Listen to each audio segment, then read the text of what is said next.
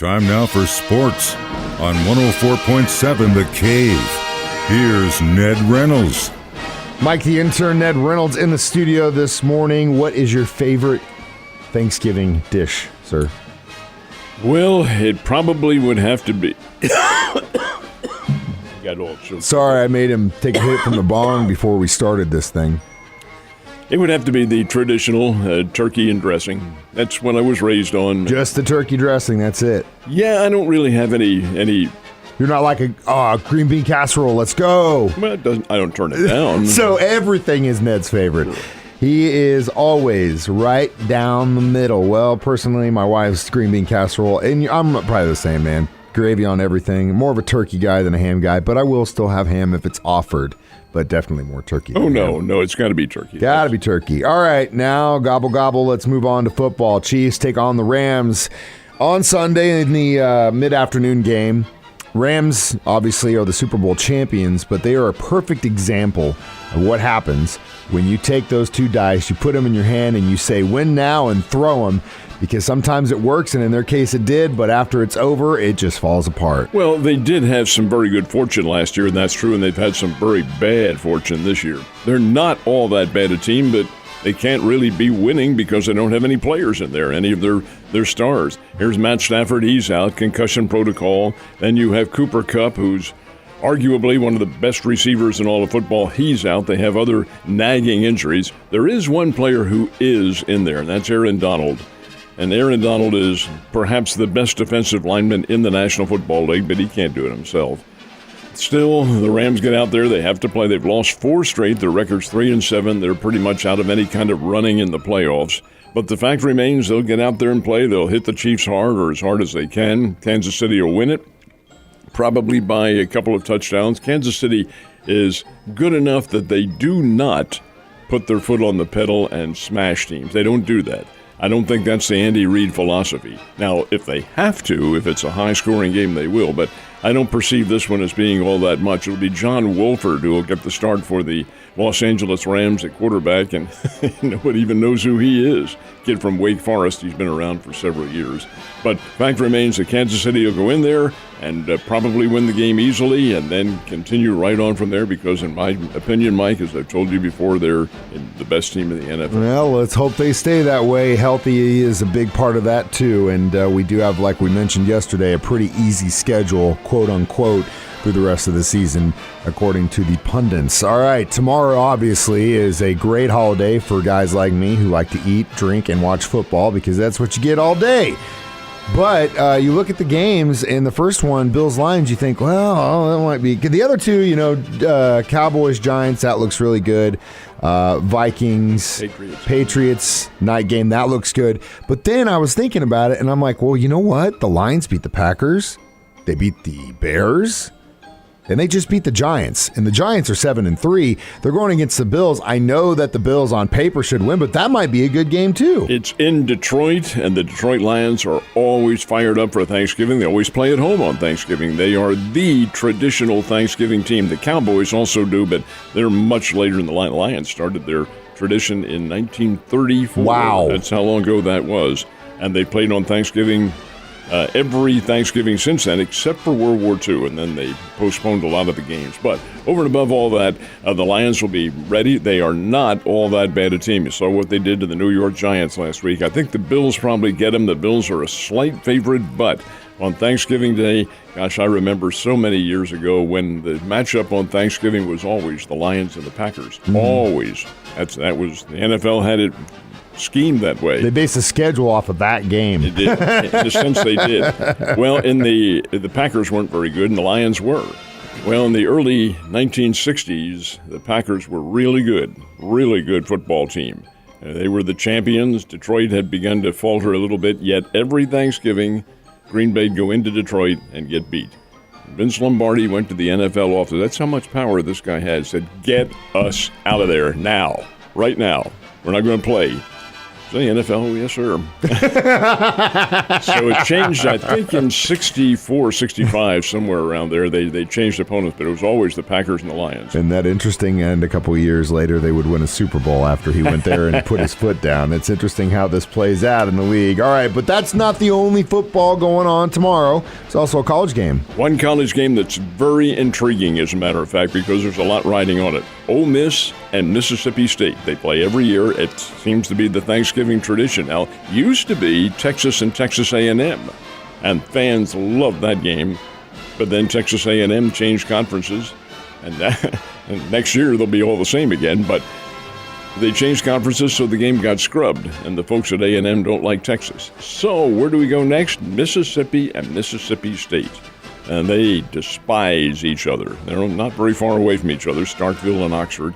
Well, the Mississippi State Bulldogs go to Ole Miss in Oxford on Thanksgiving night and play for the Golden Egg. That's what it's called. This is a really, really tough rivalry. These guys are good teams, both of them. Mike Leach at Mississippi State, he's, what do you say, out of center sometimes. He's a little offbeat. And Lane Kiffin at Mississippi may be going elsewhere. You have a lot of intrigue going into this game. Two pretty good football teams. Ole Miss is a slight favorite. Many of the football experts think Mississippi State goes in there and wins. We'll see. You put any chocolate chips on this one? I don't think so. It's too close a call. Yeah, you're a smart guy. I only go with the sure thing. Yeah, and those are usually wrong. Bears and Lady Bears this weekend, where are they at? The Lady Bears are in Las Vegas. They play on Friday. The Bears are in Nassau in the Bahamas, and they play on Friday. The difference is the Bears have 3 games, Lady Bears have 2, but we'll tee it up and see what happens on the basketball court. The turkey dressing guy, like you said, as far as Thanksgiving dessert, where are you at? Are you pumpkin pie guy, apple pie? No, I'm more apple. You're apple? More an apple pie. Apple pie with a slice of cheese. And that's a tradition. My man. Oh, it is good. Fancy pants really, over here. Really good, but the pumpkin pie is also good. Don't have any problem with that, other than that is getting a little old. You're kind of like, I want one slice and that's it. I'll take one slice a year. I'm the same way. Now let me ask you, what kind of cheese do you have with your apple pie? Typical sliced cheddar cheese. Just cheddar cheese? Oh, yeah. Okay, it's not like specific. It's got to be like a weird kind of white, weird. No, nothing like tasting. that. But apple pie with cheese is now. It may be geographic because that's what happens on the East Coast. That's you put it on top, or you take a bite and a bite. Put a slice of it on the side and just eat the cheese along with the. Okay, apple pie. I am doing that this week. I'm going to try it. I'll come back and report to you on Monday. I'll say, Ned, you blew my mind, or I'm going to say that was the most disgusting thing I've ever had.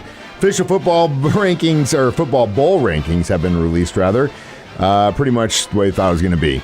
It was exactly the way we thought it would be for the top 4. Now, next week is going to be a whole lot different, and that's a promise, because one of the 2 teams, Ohio State or Michigan, Ohio State's 2, Michigan's 3, will lose. They play each other, so somebody has to lose.